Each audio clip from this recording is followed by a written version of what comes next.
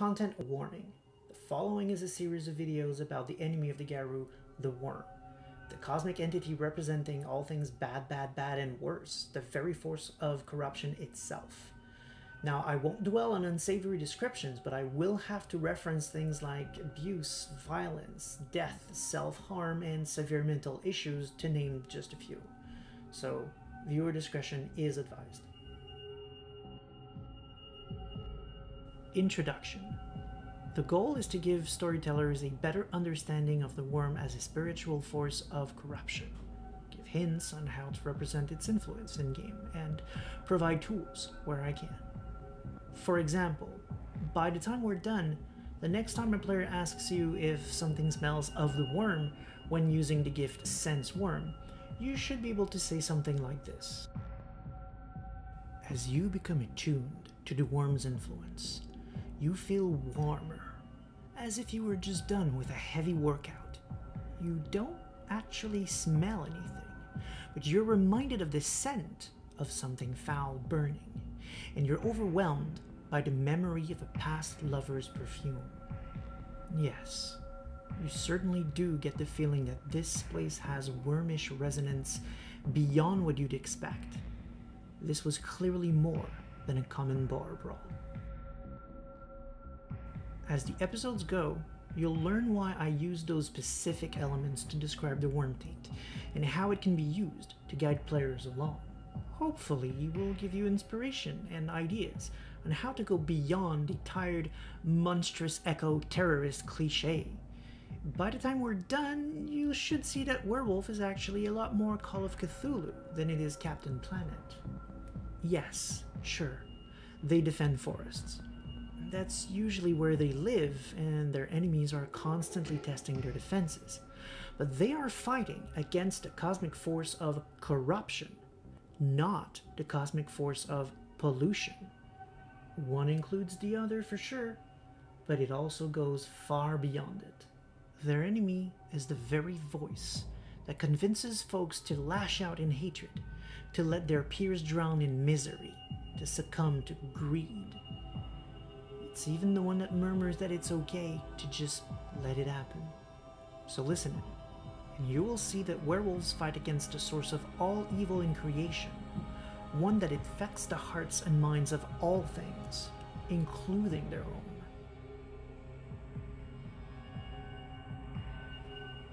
We should all know the story by now, of the cosmic struggle between the wild, which is creation, the Weaver, order, and the Wyrm, entropy, has shattered any semblance of balance in the world. That the Weaver trapped the Wyrm tightly within her webs, dragging it into madness. In this episode, we'll start exploring what this actually means. This rather basic premise, in fact, entails a hell of a lot. The first and most immediate thing to understand is that while the Wyrm is the enemy now, it wasn't always the case. It was never its intention for things to be this way. Once, the Wyrm was an essential part of the cycle, the natural end of all things. It used to be good, insofar as an unknowable entity can be described in such a way. Imagine if nothing ever died of natural causes. How many billion more humans there would be on Earth? How many more billions of all species of plants and animals would all be walking over each other, suffocating, but never dying? So yes, the Wyrm used to be good, up to and until the point the Weaver went in a rage over its inability to control the other two. It may seem trivial, but this is important. It implies there's a history there you can use to give depth to your stories and your monsters. This gives you 3 variations, or shades of gray areas, to be explored. Now, the names I'm going to give aren't from the books, but for simplicity, let's call them the Uncorrupted, the Corrupted, and the Incarnate. Under Uncorrupted would be any spirits or creatures tied to the Wyrm's original aspect of entropy, serving that purpose without being corrupted themselves or at least not quite crossed over yet. After all, entropy is still a thing, and if a concept exists, then it is represented in the spirit world. Unfortunately, the books don't explore this notion much, outside of one of the many possible versions of the perfect Metis metaplot. The only truly canonical example of this is the Ananasi, the were-spiders. They all serve Queen Ananasa, but they also each belong to a faction aligned with the precepts of one member of the triad, the goal being to bring true balance. In other words, an entire third of their species is devoted to the worm's original purpose. Are they in danger of being spiritually corrupted by the worm's influence? Yeah, but they have Ananasa's spiritual protection to help them stay true to the cause, at least most of them. The point is, non-corrupt worm-aspected entities can exist, but use those sparingly and with care. They're extremely rare and very likely fighting a losing battle against spiritual corruption unless they have serious mojo to help them resist. If you do use them, take into account that to most Garou, your players included, the worm is the enemy, plain and simple. Odds are your players will attack, no questions asked. No one expects to stumble onto uncorrupted worm entities. Why should they? Even if you were to drop hints, they'll probably expect it to be a trick. Don't fault them for this. It's a completely natural reaction. After all, they didn't stop to ask questions all the other times they met any worm creatures you sent their way. So make sure they either know in advance that the spirit or entity is unique and or part of something greater, or plan the fact that they're going to attack as the catalyst to the story. Not one where they're blamed for the creature's death, but one where they put it out of its misery and now must finish what the poor thing started. Next up, the corrupted. Half the monsters and banes in service to the worm used to be something else. The prime example among those are Skullpigs. Many Garou still believe the War of Rage was justified, that they destroyed breeds corrupted by the worm. That is a convenient lie. The fact is, none of the breeds were corrupted. Not back then anyway. The werewolves were manipulated into those wars by servants of the worm. The result of which is that now one breed is corrupt. The Grundor, or were-boars, used to be responsible for cleansing the lands. Given time, they could take a hellhole and turn it into a lush paradise. It isn't known exactly how it came to be so, but instead of dying out, they became something else. Monsters. Skullpigs. From cleansers to those who spread taint wherever they go.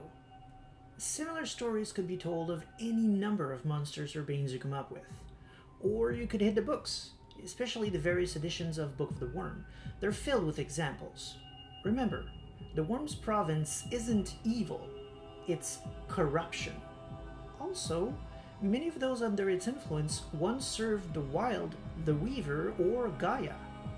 To name but one example, in W20's core book, on page 443, it shows you the Banes known as Dreammakers. Those are djinn-like creatures who literally helped the Wild and the Weaver shape the world. And now they use these abilities to reshape the world in ways that corrupt poor mortals' dreams. Any corrupted's purposes end up twisted to terrible ends. But what was once pure can be again. If that's your story, redemption may be possible. If nothing else, you can use this knowledge to make your world feel alive, lived in. The monster of the week doesn't exist in a vacuum. Hell, the World of Darkness' entire foundation is letting you play the monsters, right? From their perspective, it shows you that even monsters have depths. Your monster has a past, has hopes, dreams, a unique worldview. Just because Banes aren't playable doesn't make this any less true for them. And lastly, we have the Incarnate, where we point out that not all things used to be good. When the worm changed, new concepts emerged. Greed, sickness, and countless more. With those new ideas came new spirits to represent them. Some Banes really are just representations of evil concepts and cannot, ever, be redeemed. They can still have depth if you need them to. Those are best used as claw feathers. But how would you even do that? Well, you'll have a ton of possible applications for Banes representing particular emotions in episode 3 in regards to their greater role in the Wyrm's army, but for now, let's just keep it at the street level. Or, more specifically, the umbral street level. Areas of strong Wyrm influence in the Umbra tend to take 3 forms. Well, one of 3 forms. All of which are great places to encounter both corrupted and incarnate type enemies.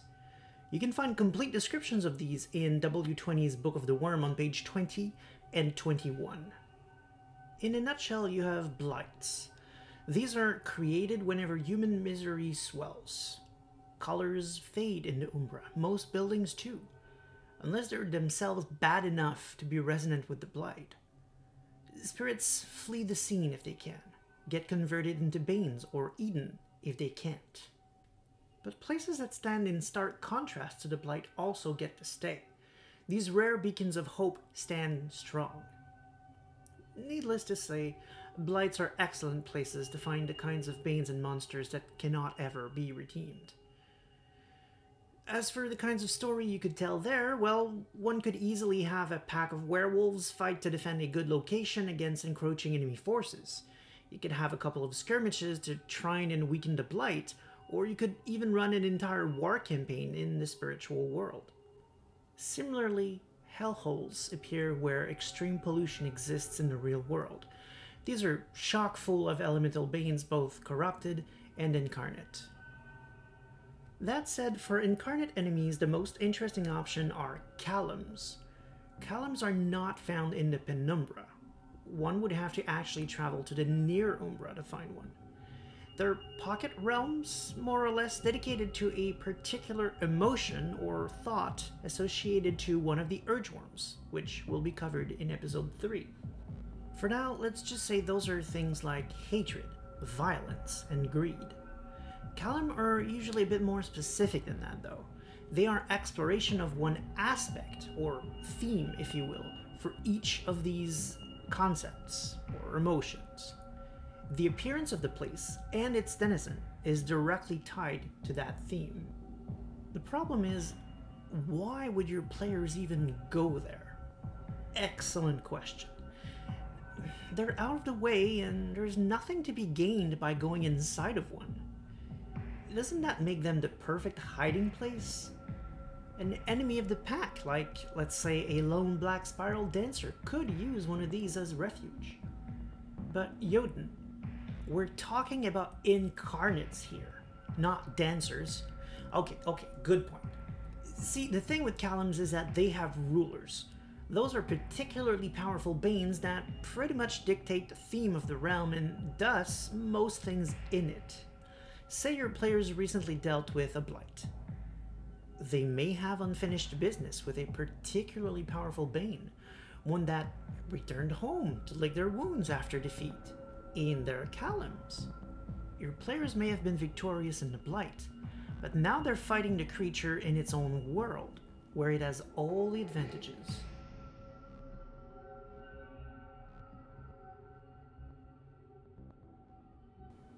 If the Wyrm used to be so nice, if it is, in fact, only a victim of the Weaver, then why is he the enemy and not the Weaver?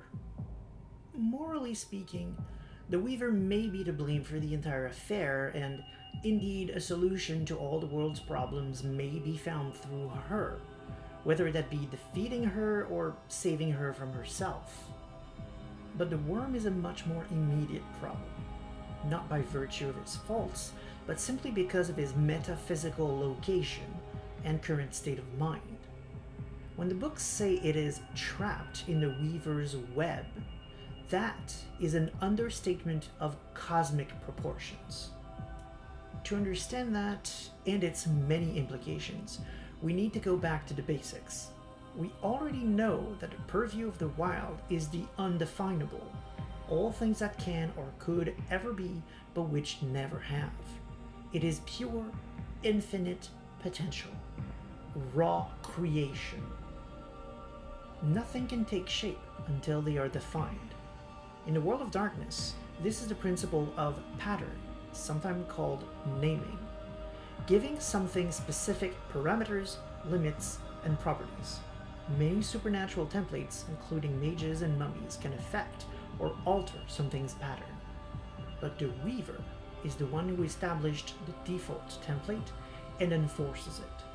She takes the wild's infinite ideas and weaves them into a specific thing with specific rules. She makes it all part of what's known as the pattern web, the thing that permeates creation itself. It is everything and everywhere. It is what werewolves must push through whenever they wish to enter the Umbra, also known as the Gauntlet. In simpler words, the Wyrm is trapped in the very fabric of reality itself, and he's trying to escape, thrashing about in pain and terror. To be free, he must tear creation apart. Hence, all the destruction and corruption. As a storyteller and a player, this notion is the key to much of Garou politics and philosophical conflict. Who's the true enemy? The Weaver or the Wyrm? Are we doing the right thing or making it worse? The party line is combat the Wyrm wherever it breeds and wherever it dwells, but just to give one example, stargazers have a different point of view. After all, they say, reality is made of the pattern web. It is a fleeting illusion, only true because it is made true by the Weaver and reinforced by its greatest tool, humanity's belief, what mages call the consensus. This is one reality, but it could just as easily be different, remade, redefined, if enough people believed. It stands to reason, then, that by weakening the Weaver's hold, one could make reality less static, less strictly bound, less immovable, or, more to the point, easier to slip through without bringing the whole damn thing down. But most Garou scoff at such notions. It's easier to believe that what they see is real, that the way to save the world is through claws and fangs, not meditation. There are many other theories that exist. They drive the Garou to start camps and tribes and, yes, even fight among themselves. Somewhere in all of that mess of conflicting ideologies are a lot of good role-playing opportunities and a ton of great stories to tell. Oh, and if you want to know who's correct, what is the right way to save the world, I don't know. The books don't say definitively. That's for your troop to find out in play.